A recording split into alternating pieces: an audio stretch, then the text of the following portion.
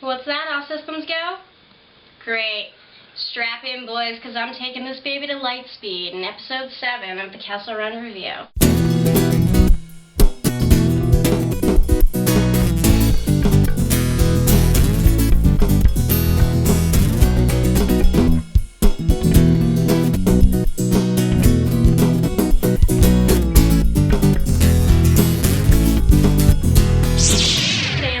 We have a few killer customs from 00 Fire 501, Wrath 9, and Doc Outlands. Plus, I'm stoked to finally have caught up with a few figures from the new Clone Wars wave.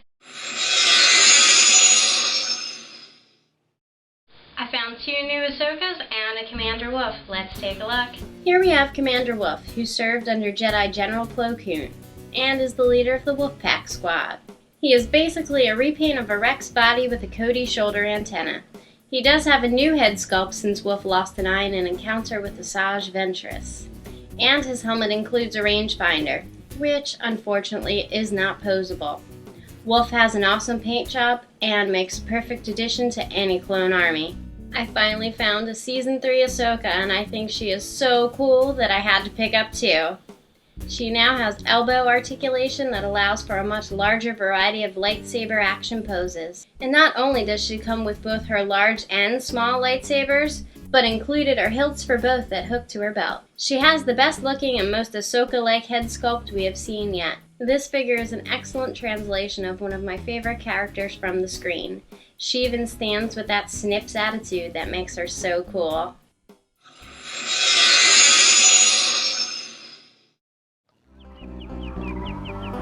A fearless Wookiee explorer, unsuspectingly pulled into a wormhole, emerges in the distant future, in a galaxy far, far away. He crashes on a planet where the once great pilot and famous explorer is now known by the name Bigfoot in the 21st century. Oh, Bigfoot, let's get him. Series premieres this fall. If you're receiving this transmission, this is a message from the Custom Action Figure News with Lucas Clones and Tamer, where we talk Star Wars and interview some of the best customizers in the galaxy.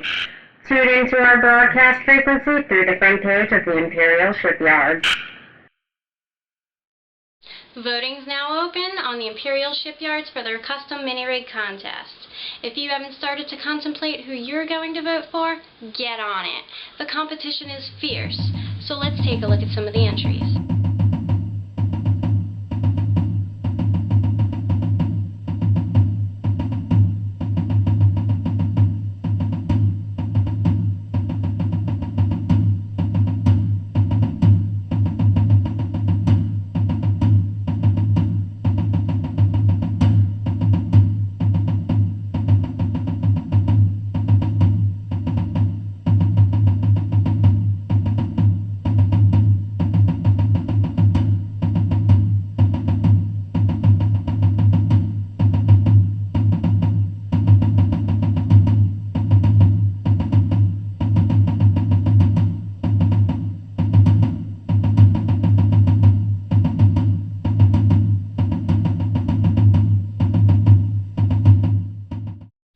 The deadline for voting is Tuesday, April 12th, so be sure to cast your vote. Let's start things off with some Special Ops clone action. I made a lot of special modifications myself. This nicely camouflaged and well-equipped recon clone was created by 00 Fire 501. We didn't get his name, but we do know he is part of the 118th Night Stalkers, a 4-man team who engage roles such as long-range recon, forward observation, and advanced force operations. This ominous-looking trooper was put together using a Phase 2 clone trooper, a helmet from an AT-ST driver, a backpack from an Evo trooper, and a chest plate from a Clone Wars space trooper. Confining his palette to brown, green, and matte black, 00 Fire 501 gave this clone and his rifle a masterful camo job. You can bet this clone is an expert when it comes to avoiding enemy detection. 00 Fire 501 has a more in-depth look at his customs on his YouTube channel at youtube.com/user/00 Fire 501. And now Wrath 9 is back with a gang of villainous Mandalorians. Ever go around the corner and run right into a pack of scruffy-looking Mandos? Well, now you have. Wrath 9 created this mischievous-looking bunch with the intention of showing how the same figure could look dramatically different with only minor adjustments. These Mandos are all repaints of pre-Vizsla with modifications made to the head. Kel Shirak is a straight repaint of red, brown, black, and bulk gunmetal, who was finished off with some Chaos Space Marine decals. To create Fins Da'an, Wrath 9 shaved the quiff off the top of the head.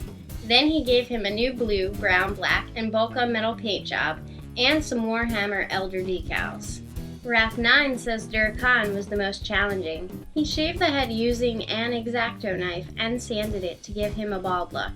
Working from the same palette used on Kel Shirak, Wrath 9 gave Dur Khan a completely different color setup and added small details with Warhammer 40k Space Wolves decals. You can of course find Wrath 9's work around the yards and on Rebel Scum, plus on his YouTube channel at youtube.com/user/Rasputin37. We have one more for you today, a hot Twi'lek chick from Dark Outlands who looks like trouble. Her name is Lanina Shafalin. This young Twi'lek burst onto the swoop racing scene on the Borla sector courses just 2 years ago. She jealously guards details of her personal life, leading to speculations ranging from being the daughter of a prominent Ryloth family to being an escaped slave. Whatever the truth is of her background, Lanina has proven herself to be a very capable racer. Wearing black and pink racing gear, she brings a very sexy presence to what is all too often a bullying environment. Her black and copper swoop, a late model Hijafan R750, is devoid of sponsor holo ads, which only adds fuel to the speculations. Currently, she is ranked 4th in the competition for the Jaleel Cup and 3rd on the Yatak circuit list.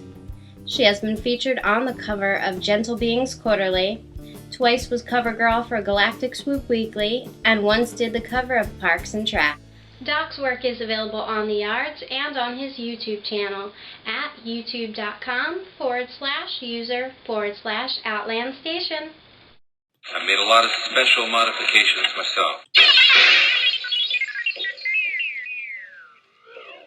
I'd like to thank the talented artists who submitted their work and you for watching.